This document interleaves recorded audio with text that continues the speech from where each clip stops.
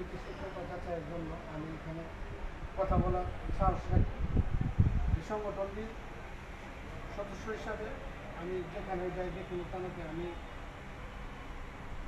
কিছু MLA society যাতে এটা আমাদের সারা বাংলাদেশ এবং প্রত্যেকটা জেলায় করতে পারি আমরা, এবং এই কমিটিটাকে আমরা সুন্দর করে ভালোভাবে সাজিয়ে প্রত্যেকটা থানা ইউনিয়ন পর্যন্ত যাতে প্রস্তুত করে আমি এই আশা রাখি। এবং আমার যতটুকু মানে চেষ্টা আমি আমার পক্ষ থেকে আমি যতটুকু পারি আমি নির্বাহীকে এবং কমিটিকে আমি সময় দেওয়া ইনশাল্লাহ আমি দেব।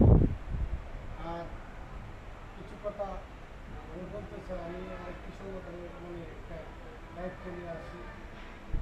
আমার একটা পরিবহন শ্রমিক সমিতির একটা বাজেট পরিচালনা পরিবহন, এটা আমার দেশের মানে বাজেট পরিবহন সারা বাংলাদেশ পিছনে, কিন্তু অনেক জায়গায় সমস্যা, বিভিন্ন রকমের সন্ত্রাসী এবং মানে আইন শৃঙ্খলা বাহিনী কোনো সহযোগিতা করে না, অনেক সময় আইনগত কাজ করে না। আমি রবিবার কাছে এবং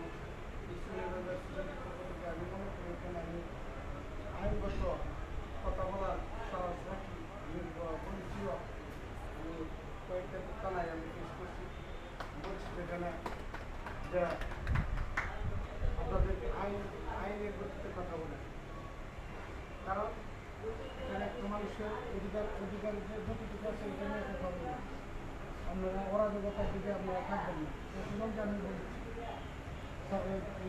2 দিন হলো সাতক থানার তদন্ত অফিসার আছে, আমি বলছি আপনার দেশে একটা লোকের কাছে টাকা পাবে, আমার দেশে একটা লোক আরেক দলের আত্মীয় সূত্র ছাড়া এখানে কথা বলুন বলছে। আচ্ছা আমরা একটা কথা বলি, যাই হোক একটু বাড়িয়ে একটু অন্যদিকে গিয়েছি। তবে আমি আমার আলোচনা সংক্ষিপ্ত করে আমি দিক নির্দেশনামূলক আলোচনা আমাদের সভাপতি চেয়ারম্যান সাহেব আলমগীর ভাই দেবেন, এবং বাকি জহির ভাই আছে বা সাইদুল হক আছেন, ওনারা দিবেন। তা সবাইকে ধন্যবাদ জানিয়ে আমি আমার আলোচনা শেষ করছি। সবাইকে ধন্যবাদ। আসসালামু আলাইকুম।